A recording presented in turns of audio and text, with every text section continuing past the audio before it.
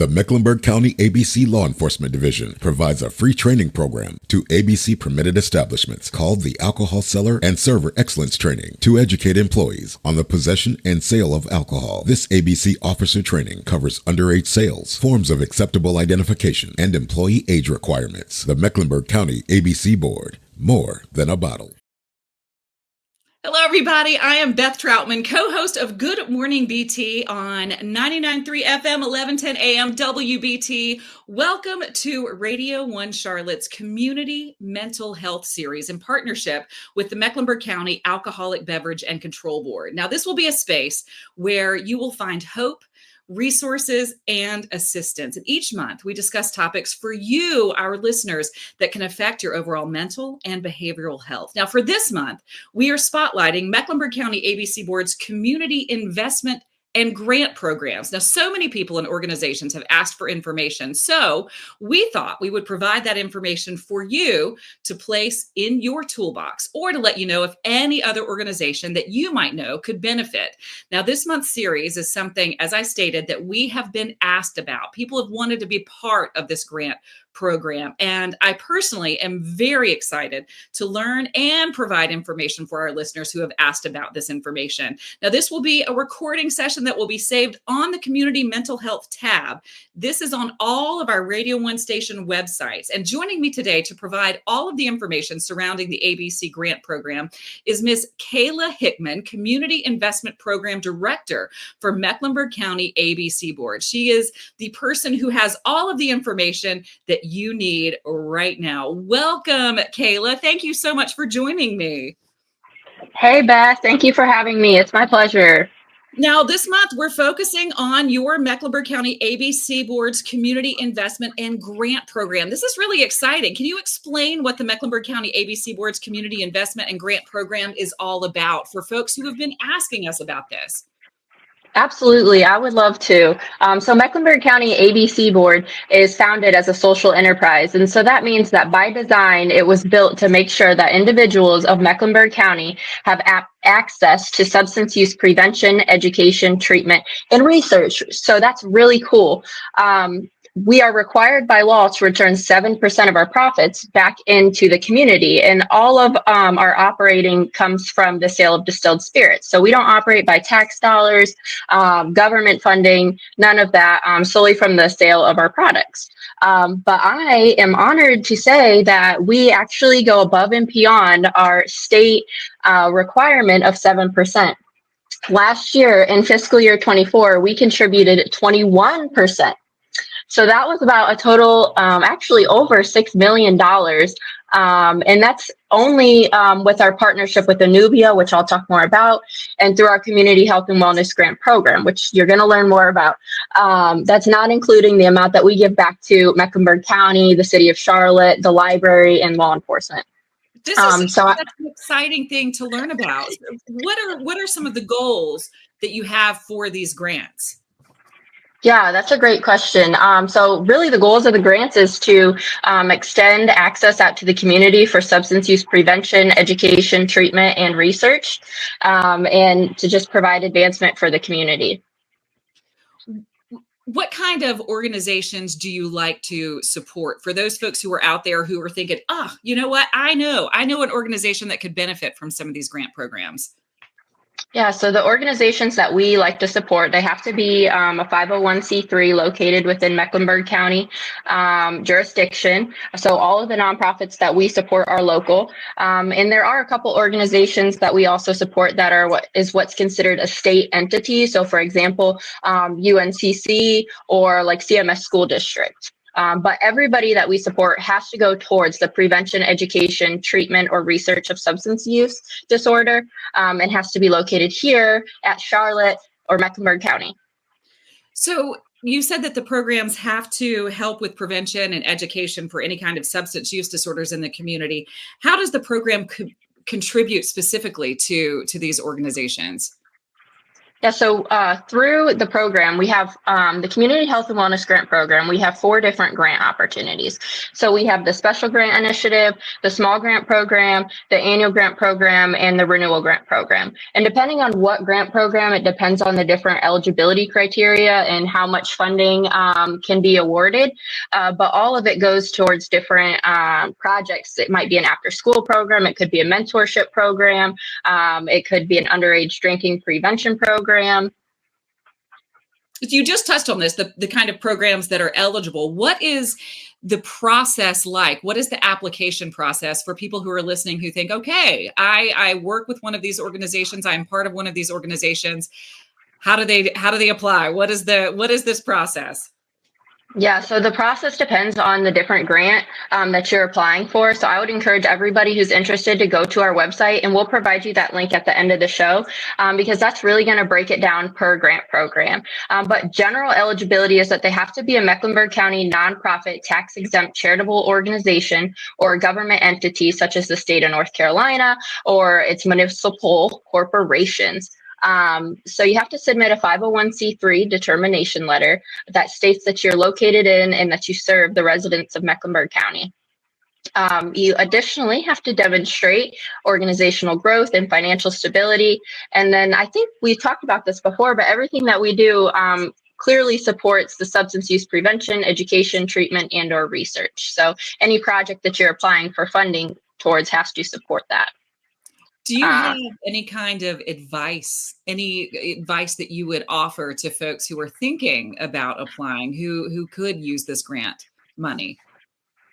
Absolutely. So I would say for interested organizations, I would recommend starting early.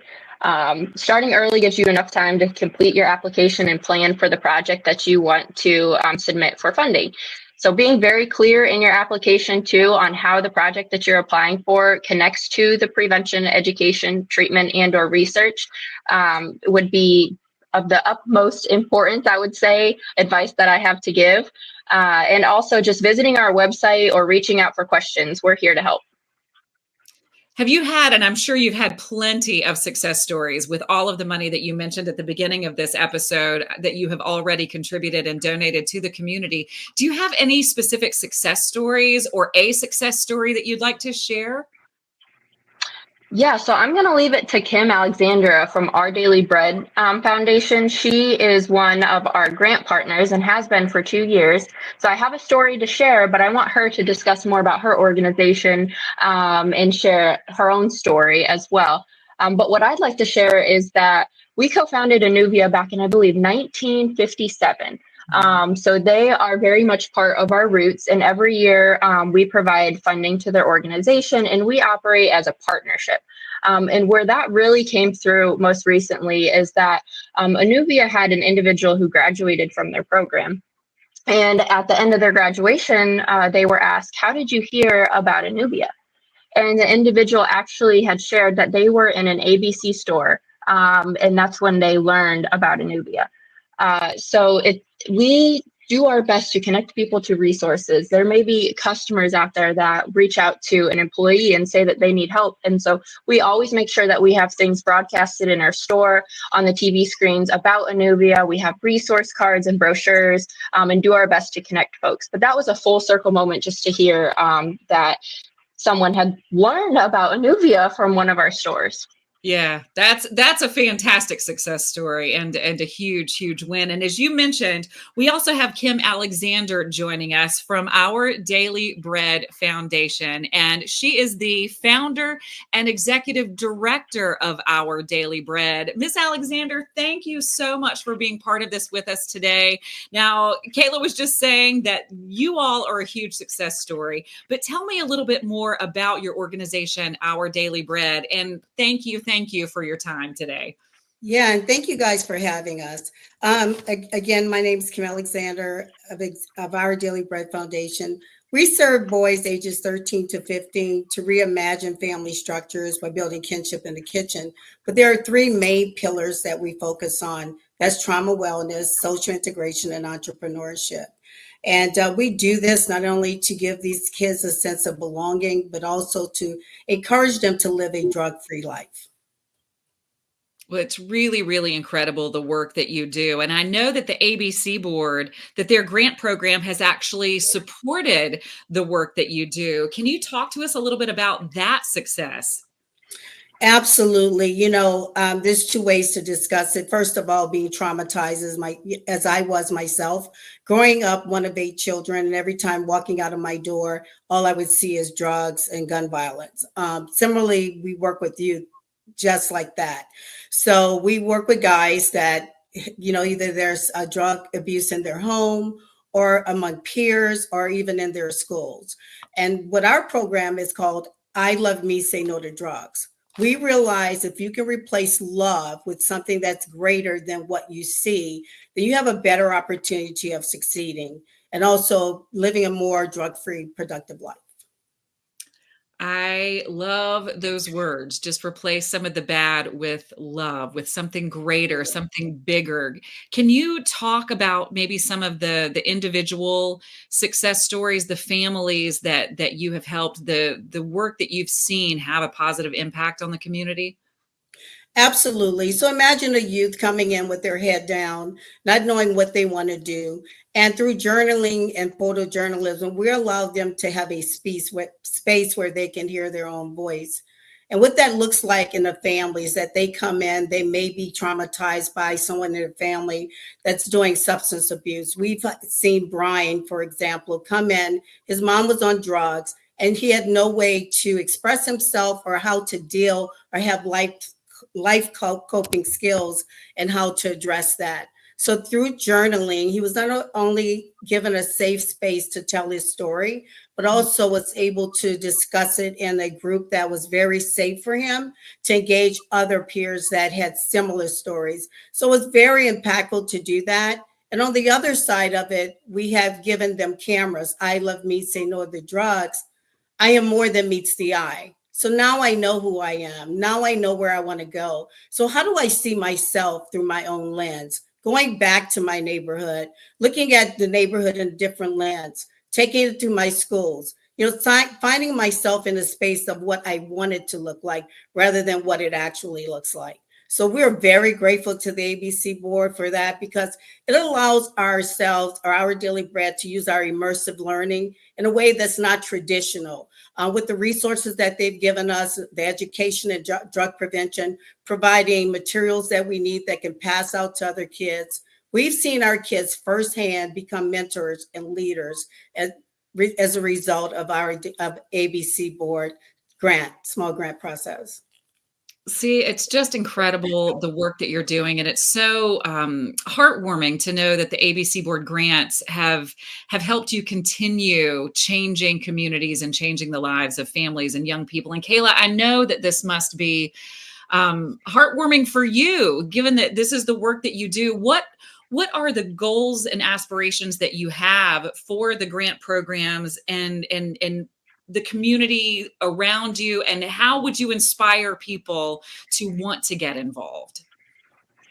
So I would say looking ahead that I hope one of my goals is to create more opportunities beyond financial support. So we're a community investment team, right? How can we deepen our investment into the community beyond financial support?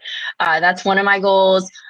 Really just adapting to the needs of the community and hearing from what they need to inform where we might go in the future with our dollars, and ensuring that no one is left behind about substance abuse. I think it's all about meeting people where they are in the community.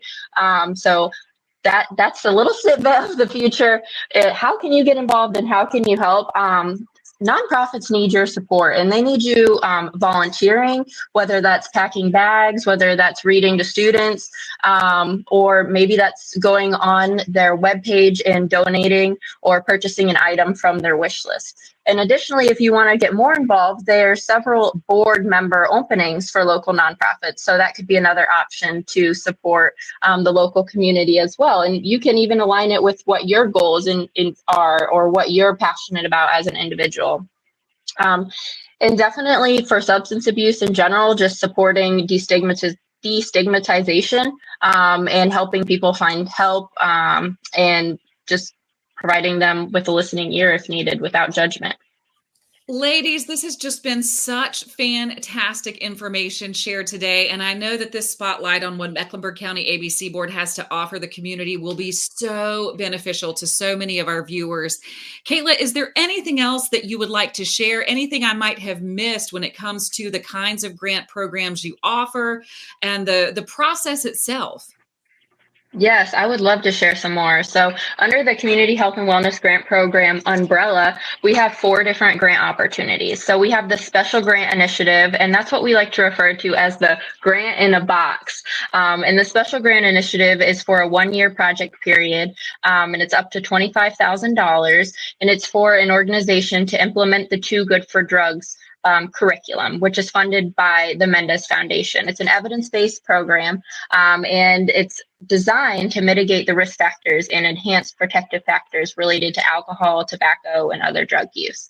So the focus is for K through 5 population with this grant, and it's unfortunately closed, but to spread awareness that it exists and that it's one of our grant programs, I wanted to bring that to attention.